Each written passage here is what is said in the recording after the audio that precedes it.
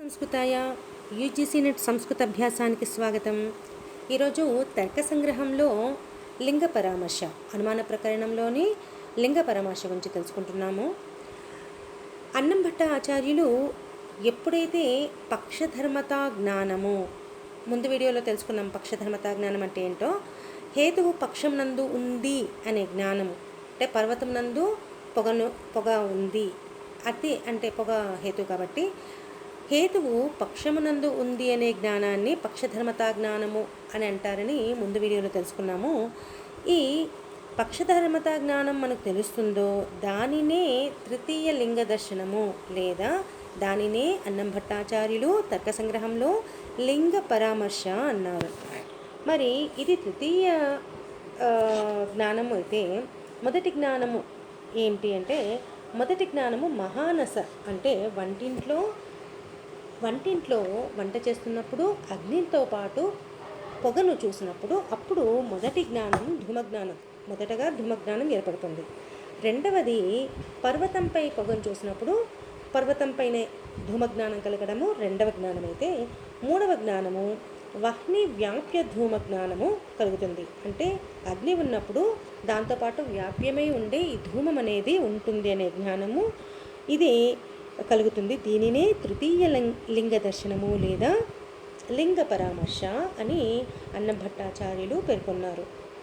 మరి లింగము అంటే సిద్ధాంత చంద్రికలో నిర్వచనం ఈ విధంగా ఇచ్చారు: వ్యాప్తి బలేన లీనమర్థం గమయతి బోధయతి చ ఇది లింగం అని తచ్చ ధూమాది.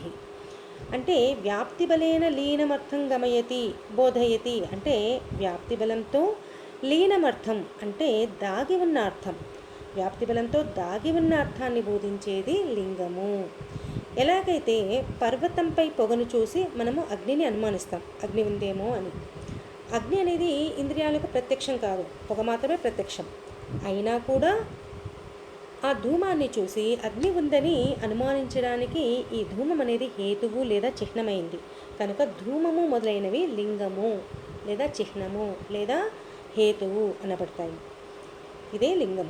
తర్వాత ఈ లింగం ఎన్ని విధాలు అంటే, లింగం త్రివిధం అన్వయ వ్యతిరేకి, కేవలాన్వయి, కేవల వ్యతిరేకి చేతి. అంటే లింగము మూడు విధములు. మొదటిది అన్వయ వ్యతిరేకి లింగం, రెండవది కేవలాన్వయి లింగం, మూడవది కేవల వ్యతిరేకి లింగం. మొదటిది చూస్తే అన్వయ వ్యతిరేకి లింగం లేదా అన్వయ వ్యతిరేకి హేతు. నిర్వచనం ఏంటంటే, అన్వయేన వ్యతిరేకేన చ వ్యాప్తిమత్ అన్వయ వ్యతిరేకి. అన్వయేన వ్యతిరేకేన చ వ్యాప్తిమత్ అన్వయ వ్యతిరేకి అంటే ఎక్కడైతే అన్వయము వ్యతిరేకము రెండు రకాల వ్యాప్తి ప్రాప్తమవుతుందో దానిని అన్వయ వ్యతిరేకి హేతు అంటారు. మనం వ్యాప్తి రెండు రకాలు అని ముందు వీడియోలో తెలుసుకున్నాము. అవి అన్వయ వ్యాప్తి, రెండవది వ్యతిరేక వ్యాప్తి అని. ఆ వీడియోలో వ్యాప్తి గురించి వాటి భేదాల గురించి క్లియర్గా చెప్పుకున్నాము. కాబట్టి ఎక్కడైతే అన్వయము వ్యతిరేకము రెండు రకాల వ్యాప్తి ప్రాప్తమవుతుందో దానిని అన్వయ వ్యతిరేకి హేతు అంటారు. అన్వయ వ్యాప్తికి ఉదాహరణగా ముందే తెలుసుకున్నాము. ఎక్కడెక్కడ ధూమం ఉంటుందో అక్కడక్కడ అగ్ని ఉంటుంది, వంటిల్లు వలె. యథా మహానసః ఎత్ర ఎత్ర ధూమః తత్ర తత్ర వహ్నిః యథా మహానసః అనేది ముందే తెలుసుకున్నాము. అలానే వ్యతిరేక వ్యాప్తి గురించి ఎత్ర ఎత్ర వహ్నిర్నాస్తి తత్ర తత్ర ధూమోపి నాస్తి యథా మహాహృదః అంటే ఎక్కడ అగ్ని ఉండదో అక్కడ ధూమం కూడా ఉండదు, సరస్సు వలె. ఇలా వ్యతిరేక వ్యాప్తి గురించి కూడా ముందు వీడియోలో తెలుసుకున్నాము. ఈ విధంగా ఈ రెండు ఉండే, అంటే అన్వయ వ్యాప్తి మరియు వ్యతిరేక వ్యాప్తికి ఉదాహరణ అయిన ఈ ధూమం అనేది అన్వయ వ్యతిరేకి హేతువు. తర్వాత రెండవది చూస్తే కేవలాన్వయి హేతు. నిర్వచనం: అన్వయం మాత్ర వ్యాప్తికం కేవలాన్వయి. అన్వయ మాత్ర వ్యాప్తికం కేవలాన్వయి అంటే కేవలాన్వయి హేతువుతో అన్వయ వ్యాప్తి మాత్రమే లభిస్తుంది. యథా ఉదాహరణ చూస్తే ఘటో అభిధేయః ప్రమేయత్వాత్ పటవత్. యథా ఘటో అభిధేయః ప్రమేయత్వాత్ పటవత్ అంటే ఘటం అనేది అభిధేయము. ఎందుకు అంటే ప్రమేయత్వం చేత ఎలా, దేని వలె అంటే పటము వలె, పటం అంటే వస్త్రము వలె. మరి అభిధేయం అంటే ఏమిటి? అభిధ యొక్క విషయాన్ని అభిధేయం అంటారు. అభిధ యొక్క విషయం అంటే పదవాచ్యత్వం, అంటే సంసారంలోని ప్రతి పదార్థము కూడా ఒక పదముగా చెప్పదగ్గదే అభిధేయమే. సంసారంలోని ప్రతి పదార్థము కూడా ఒక పదముగా చెప్పదగ్గదే. ప్రమేయత్వాత్ అంటే ప్రమ అంటే తెలుసు మనకి, యథార్థ జ్ఞానము అని, అంటే జ్ఞానం చేత తెలుసుకోదగ్గది. ప్రతి పదార్థము, సంసారంలోని ప్రతి పదార్థము కూడా జ్ఞానం చేత, ప్రమ అంటే యథార్థ జ్ఞానం, జ్ఞానం చేత తెలుసుకోదగ్గదే. కాబట్టి ప్రమేయత్వం, ఈ అభిధేయత్వం, ఈ రెండు కూడా సంసారంలో సర్వత్రా ఉండేవి. అభిధేయత్వం సర్వత్రా ఉండేదే, ప్రమేయత్వం కూడా సర్వత్రా ఉండేది. కొన్ని విషయాల గురించి అందరికీ యథార్థ జ్ఞానం లభించినప్పటికీ ఈశ్వరీయ ప్రమ అనేది సర్వత్రా ఉండేదనేది ప్రతి ఒక్కరూ అంగీకరించే విషయమే. కాబట్టి ప్రమేయత్వం అనేది సర్వత్రా ఉంది అనేది అంగీకరించాల్సిందే. కాబట్టి ఏ లింగము లేదా హేతువులో అన్వయం వ్యాప్తి మాత్రమే ఉంటుందో ఆ హేతువును కేవల అన్వయి హేతు అంటారు. అంటే ఏంటి అంటే అందులో వ్యతిరేక వ్యాప్తి అనేది ఉండదు. దీన్ని ఎలా చెప్తాము అంటే ఎక్కడెక్కడ ప్రమేయత్వం ఉంటుందో అక్కడక్కడ అభిధేయత్వం ఉంటుంది, పటము వలె. దీనికి ఈ ఉదాహరణలు చూడండి. వ్యతిరేక వ్యాప్తి ఉండదు. ఒకవేళ వ్యతిరేక వ్యాప్తి చెప్పాలంటే ఎలా చెప్పాలి? ఎక్కడెక్కడ అభిధేయత్వ అభావమో అక్కడక్కడ ప్రమేయత్వ అభావము జరుగుతుంది అని వ్యతిరేక వ్యాప్తి చెప్పాలి. కానీ అభిధేయత్వం అనేది సర్వత్రా ఉంటుంది. మరి సర్వత్రా ఉన్నప్పుడు దానికి అభావం ఎక్కడ ఉంటుంది అంటే అభిధేయత్వం లేని చోటు లేదు, దానికి అభావం ఉండదు. అలానే ప్రమేయత్వానికి కూడా, కాబట్టి ప్రమేయత్వానికి కూడా అభావం ఉండదు. అభిధేయత్వానికి ప్రమేయత్వానికి అభావం లేనందున వ్యతిరేక వ్యాప్తి లేదు.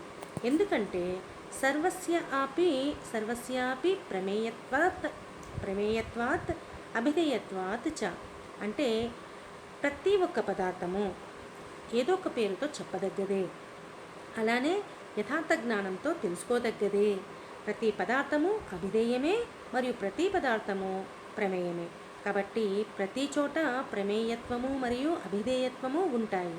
కాబట్టి ప్రమేయత్వ అభావము మరియు అభిధేయత్వ అభావం అనేది ఎక్కడా లభించవు. కాబట్టే వ్యతిరేక వ్యాప్తి అనేది ఉండదు, కేవలము అన్వయ వ్యాప్తి మాత్రమే ఉంటుంది.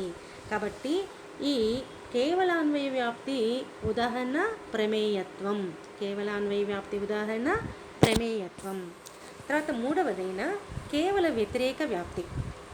నిర్వచనం: వ్యతిరేక మాత్ర వ్యాప్తికం కేవల వ్యతిరేకి. వ్యతిరేక మాత్ర వ్యాప్తికం కేవల వ్యతిరేకి అంటే కేవల వ్యతిరేక హేతు అంటే ఎక్కడైతే వ్యతిరేక వ్యాప్తి ఉదాహరణ మాత్రమే లభిస్తుందో అది. అంటే ఈ హేతువుకు సపక్షం అనేది లభించదు. మనకు సపక్షం అంటే ముందు వీడియోలో తెలుసుకున్నాము, నిశ్చిత సాధ్యవాన్ సపక్ష. యథా, దీనికి ఉదాహరణ కేవల వ్యతిరేకి వ్యాప్తికి ఉదాహరణ యథా పృథివీ ఇతరేభ్యో భిద్యతే గంధవత్వాత్. యథా పృథివీ ఇతరేభ్యో భిద్యతే గంధవత్వాత్ అంటే ఏంటి? పృథివీ ఇతర భేదవతి గంధవత్వాత్ అంటే పృథివీ ఇతరముల కంటే భిన్నము గంధవతి అయినందున.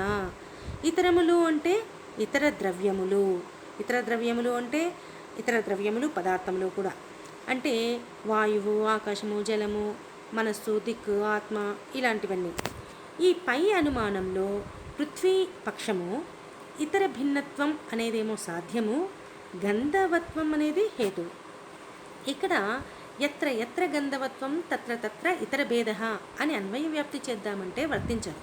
ఎందుకు అంటే గంధవత్వము పృథ్వీకి అతిరిక్తంగా, అంటే పృథ్వీ కన్నా వేరుగా ఇంకెక్కడా లభించదు.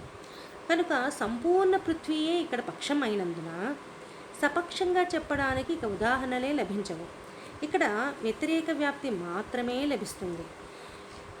యది ఇతరేభ్యో న భిద్యతే న తత్ గంధవత్ యథా జలం, ఇలా వ్యతిరేక వ్యాప్తి చెప్పబడుతుంది. ఎలా?